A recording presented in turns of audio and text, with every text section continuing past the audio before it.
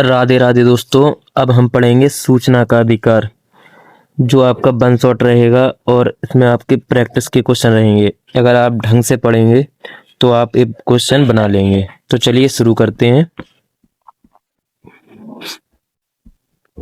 सूचना का अधिकार आरटीआई एक्ट 2005 लागू कब हुआ है? 12 अक्टूबर 2005 में। तो आपको क्या याद रखना है कि लागू कब हुआ? 12 अक्टूबर 2005। इसका उद्देश्य क्या है? भ्रष्टाचार रोकना, सरकारी कामकाज को जनता के प्रति जवाबदेही देना। मतलब जो सरकार काम करती है उनको जनता का मालूम होना चाहिए। ठीक है।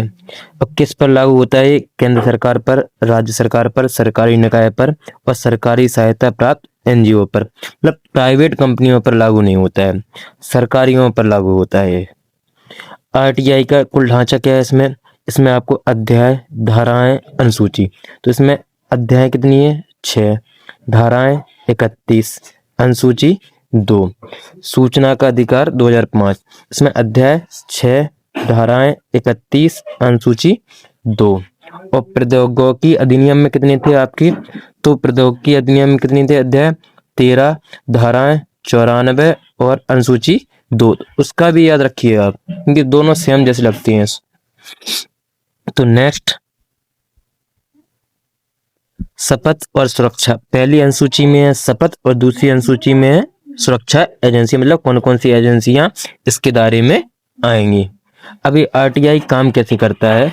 तो सबसे पहले आप आवेदन कर सकते हैं। आप सादे कागज पर ऑनलाइन आवेदन दे सकते हैं। अधिकारी हर विभाग में एक पीआईओ, पब्लिक इंफॉर्मेशन ऑफिसर होता है, जो जवाब देता है। मतलब आप पूछना चाहते हैं तो आपको एक ऑनलाइन आवेदन दे सकते हैं। फीस सामान्य वर्ग के लिए 10 रुपए और बीपीएल परिवारों के लिए समय सीमा, सामान्य जानकारी 30 दिन के भीतर और स्वतंत्र या स्वतंत्रता से जुड़ा मामला 48 घंटे के भीतर। समय सीमा की पूरी डिटेल है आपकी कि सामान्य मामला में 30 दिन के भीतर होता है और सहायक अधिकारी के माध्यम से 35 दिन में। जीवन और व्यक्तिगत स्वतंत्रता का मामला है तो 48 घंटे में। कितने में? 48 घंटे। तीसरे पक्ष का मामला है तो 40 दिन में सूचना देता है। प्रथम अपील का निपटारा है तो 30 से 45 दिन में हो जाता है। तो आपको याद रखना है ये दिन। सामान्य मामला में 30 दिन, सहायक अधिकारी की सहायता से 35 दिन, जीवन और व्यक्तिगत स्वतंत्रता में 48 घंटे और तीसरे पक्ष में 40 दिन और प्रथम अपील का निपटारा 30 से 45 दिन में हो जाता है। इसमें जुर्माना और दंड। अगर अधिकारी जानबूझकर सूचना नहीं देता है या देरी, आपने कोई अधिकारी से सूचना मांगी तो अगर वो सूचना नहीं देता और देरी करता है तो उसे 250 रुपये प्रतिदिन के हिसाब से जुर्माना देना पड़ेगा। यह अधिकतम सीमा 25,000 तक की है। कितनी? 25,000 तक की। तो आपको कहा है 250 का पहाड़ा 25,000 से तार लग जाएगा। आरटीआई के पिलर, 4 पिलर होते हैं। राष्ट्रपति की मंजूरी सबसे पहले 15 जून 2005 में। लागू कब हुआ था ये? 12 अक्टूबर 2005। इसे सूचना दिवस की तरह याद रखें। इसकी नोडल एजेंसी क्या थी? कार्मिक एवं प्रशिक्षण विभाग, जिसे डीओपीटी कहते हैं, कार्मिक एवं प्रशिक्षण विभाग। सर्वोच्च संस्था इसकी क्या है? केंद्रीय सूचना आयोग, सीआईसी। यह एक संवैधानिक निकाय नहीं है बल्कि संवैधानिक निकाय है। इसके लिए कुछ महत्वपूर्ण तथ्य दिए हैं, इन पर विचार करते हैं। आरटीआई का विचार सबसे पहले कहाँ से आया था? स्वीडन से। मतलब सर्वप्रथम आरटीआई का विचार कहाँ से? स्वीडन से। कब? 1766 में।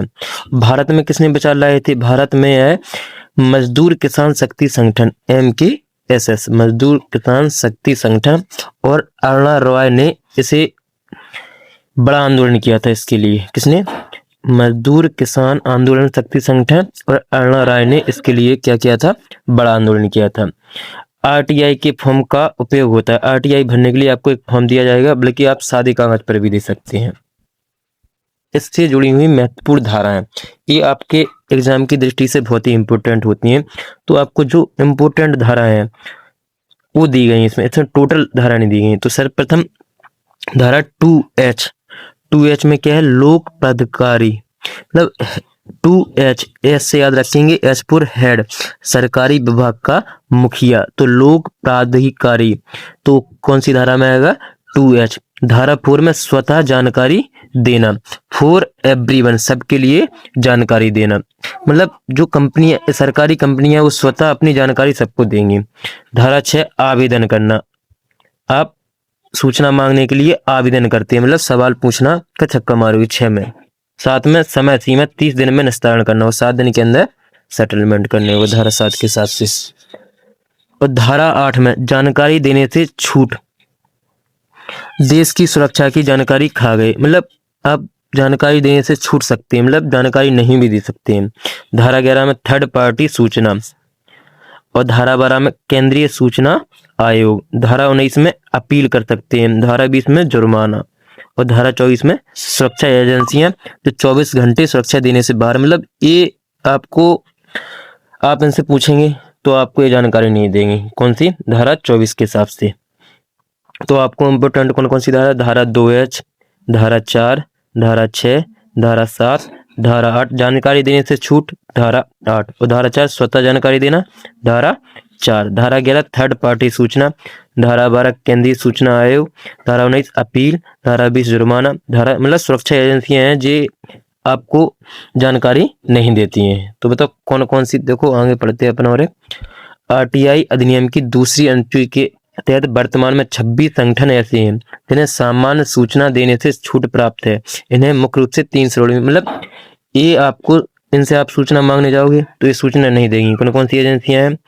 IB intelligence bureau, RAW research and analysis wing, NTRO national technical research organisation, ARC aviation research centre. 4 ऐसी हैं जो आप इनसे सूचना मांगोगे तो ये सूचना नहीं देंगे, ये बात भी नहीं रहेंगी। और कौन कौन सी हैं? अर्धसैनिक की जितनी सैनिक बल होते हैं, जैसे BSF, CRPF, CISF, ITBP, NSNG, Assam rifles, SSB, इनसे भी आप सूचना नहीं मांग सकते हैं। और कौन सी हैं? जांच और आर्थिक एजेंसियां, जैसे केंद्रीय अन्वेषण bureau CBI, NIA national investigation agency, ED प्रवर्तक निदेशालय, NCB narcotics control bureau, DRI director of revenue intelligence, SPIO serious fraud investigation, मतलब ये आपको जानकारी नहीं देंगी। कुल मिला के 26 एजेंसियां हैं जो जानकारी नहीं देगी। लेकिन 2 कारणों पर ये आपको जानकारी दे सकते हैं। एक, भ्रष्टाचार, यदि विभाग के अंदर भ्रष्टाचार का आरोप है तो ये जवाब देना पड़ता है। दूसरा, मानव अधिकार का उल्लंघन हुआ है, यदि किसी अधिकारों के हनन का मामला हो तो ये जवाब 45 दिन के अंदर देना होता है ना। तो आपको पूरा टॉपिक शुरू से कवर करते हैं। सबसे पहले आप लोगों ने क्या पढ़ा? लागू कब हुआ, कितनी अध्याय हैं, कितनी धाराएं, कितनी अनुसूची हैं, और यह कैसे काम करता है, इसकी समय सीमा क्या है, और जुर्माना कितना है, और पिलर कितने हैं, महत्वपूर्ण तथ्य के बारे में पढ़ा आप लोगों ने। धारा में आपको 4 स्वतः जानकारी देना, और 8 में जानकारी देने से छूट, थर्ड पार्टी सूचना, ये सब धाराएं पढ़ी। अब इनसे रिलेटेड क्वेश्चन करेंगे आप लोग, और आप लोग अपने कमेंट में लिखना है कि आप लोगों ने कितने क्वेश्चन सही किए हैं। आपका पहला क्वेश्चन, केंद्रीय सूचना आयोग ने सूचना का अधिकार अधिनियम 2005 के तहत जुर्माना किस पर अध्यारोपित किया है? तो जो जुर्माना लगता है किस पर लगता है? तो ए ऑप्शन है राष्ट्रपति, बी ऑप्शन है भारत के मुख्य न्यायाधीश, सी ऑप्शन जन सूचना अधिकारी, डी नागरिक। तो आपका राइट आंसर होगा इसमें ऑप्शन सी, जन सूचना अधिकारी। जो सूचना अधिकारी होगा वही आपको जानकारी देगा। दूसरा क्वेश्चन है, सूचना का अधिकार अधिनियम 2005 में कितनी अनुसूचियां हैं? तो आप लोगों ने अनुसूचियां पढ़ा है, कितनी अनुसूचियां हैं? 5, 4, 1, 2। तो राइट आंसर होगा डी, 2। तीसरा क्वेश्चन आपका, केंद्रीय सूचना आयोग का गठन किस अधिनियम के तहत किया गया है? ए, भगोड़ा आर्थिक अपराधी अधिनियम 2018, या सूचना प्रदाता अधिनियम 2011, या भ्रष्टाचार निवारण अधिनियम 1988, या सूचना का अधिकार 2005। तो आपका राइट आंसर होगा सूचना का अधिकार 2005, ऑप्शन डी। नेक्स्ट रहेगा आपका, सूचना का अधिकार अधिनियम की धारा सूचना के प्रकटीकरण से छूट प्रदान करती है, मतलब सूचना की छूट। तो हमने कौन सी धारा बताई थी आपको? धारा 8, सूचना से छूट। केंद्रीय सूचना आयोग द्वारा लाया गया जुर्माना मतलब कितने रुपए तक बढ़ सकता है? तो हमने आप कितना बताया था, यह 250 से शुरू होता है और 25,000 तक बढ़ सकता है। कितने? 25,000 तक। तो ऑप्शन सी सही होगा आपका। छठवां क्वेश्चन, सार्वजनिक प्राधिकरणों को सूचना की प्रकटन करने का दायित्व सूचना का अधिकार 2005 की किस धारा के तहत अनिवार्य है? तो इसमें सार्वजनिक मतलब आपको सूचना देना, तो ये धारा 4 के अनुसार है। एक व्यक्ति एक सार्वजनिक प्राधिकरण को किसी जानकारी के लिए अनुरोध करते हुए एक आवेदन दायर करता है। यदि ऐसी जानकारी किसी अन्य सार्वजनिक प्राधिकरण के पास है तो ऐसा प्राधिकरण करेगा। ए ऑप्शन आवेदन लौटा देगा, जुर्माना लगाएगा, संबंध प्राधिकरण के पास आवेदन अग्रेसित करेगा, आवेदन खारिज करेगा। तो आंसर सही है आपका ऑप्शन सी, संबंध प्राधिकरण के पास आवेदन अग्रेसित करेगा।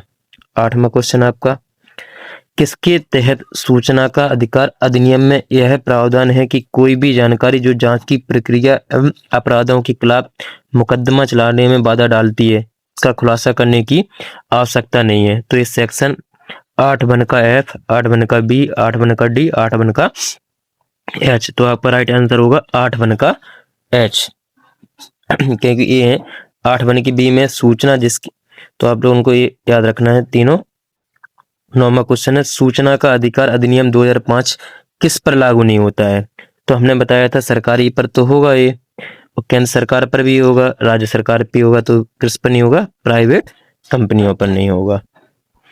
और आपका 10वां क्वेश्चन है, निम्नलिखित में से किसके पास भारत की मुख्य केंद्रीय सूचना आयुक्त को हटाने की शक्ति है? तो ये कौन हटा सकते हैं? आपके भारत के राष्ट्रपति। तो आपको कैसी लगी क्लास कमेंट करिएगा, और नेक्स्ट टॉपिक आप किसका चाहते हैं ये भी कमेंट करिएगा। और आपको अगर पीडीएफ चाहिए, आपको अगर इस रिलेटेड पीडीएफ चाहिए तो आप हमें इस नंबर पर मैसेज कर सकते हैं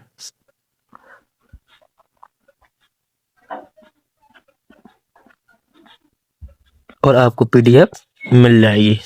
इंतजार करिएगा आप नेक्स्ट टॉपिक का।